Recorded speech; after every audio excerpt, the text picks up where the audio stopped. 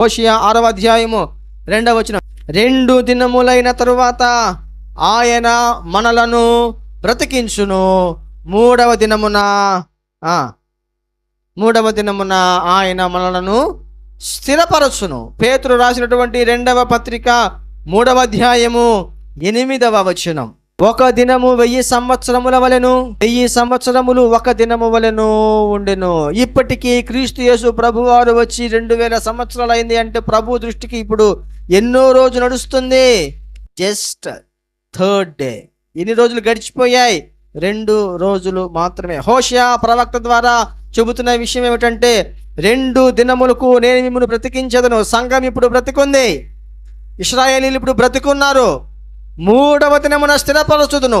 ఈ 2000 అని ఎలాగైతే క్యాలెండర్ చూస్తున్నామో 3001 అనే క్యాలెండర్ని మనం చూసే అవకాశం లేదు. ఎందుకంటే 3వ దినములోనే ప్రభువు భూమి మీదకి వచ్చేస్తాడు, 3వ రోజునే ప్రభు వస్తాడు, 3వ రోజునే ఆయన మనలను స్థిరపరుస్తాడు. ప్రభు వచ్చినప్పుడు మధ్యాకాశములోనికి ఎత్తబడి, అక్కడ ఏముంటుందట మధ్యాకాశంలో?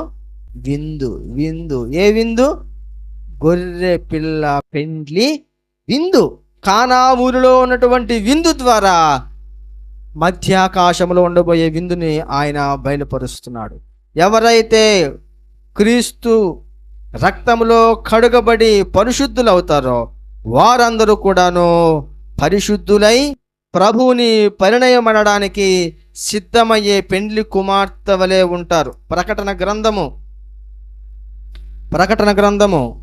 19వ అధ్యాయము 6 నుంచి చదువుతున్నాను. అప్పుడు గొప్ప జన సమూహపు శబ్దమును, ప్రకటన 19:6 నుంచి, విస్తారమైన జలముల శబ్దమును, బలమైన ఉరుముల శబ్దమును పోలిన ఒక స్వరం, సర్వాధికారియు ప్రభువునకు మన దేవుడు ఏలుచున్నాడు, ఆయనను స్తుతించుడి, గొర్రె పిల్ల వివాహోత్సవ సమయం వచ్చినది. 3వ రోజునే వస్తుంది. అది 3వ రోజు దాటదు. 3000 అనే క్యాలెండర్ ఉండదు. ఎట్టి పరిస్థితుల్లో 3వ రోజు దాటిపోక మునిపే ప్రభు వచ్చేస్తాడు. ఆయన భార్య తనను తాను సిద్ధపరచుకొని ఉన్నది. తనే సిద్ధపరచుకుంటుంది. సంఘము తనను తానే సిద్ధపరచుకోవాలి. వివాహానికి సిద్ధపడాలి, అర్హతకు సిద్ధపడాలి, ఎత్తబడడానికి సిద్ధపడాలి.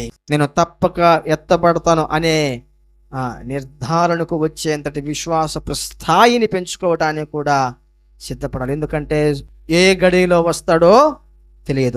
గొర్రె పిల్ల వివాహోత్సవ సమయం వచ్చింది. ఆయన భార్య తనను తాను నువ్వు సిద్ధపడ్డావా?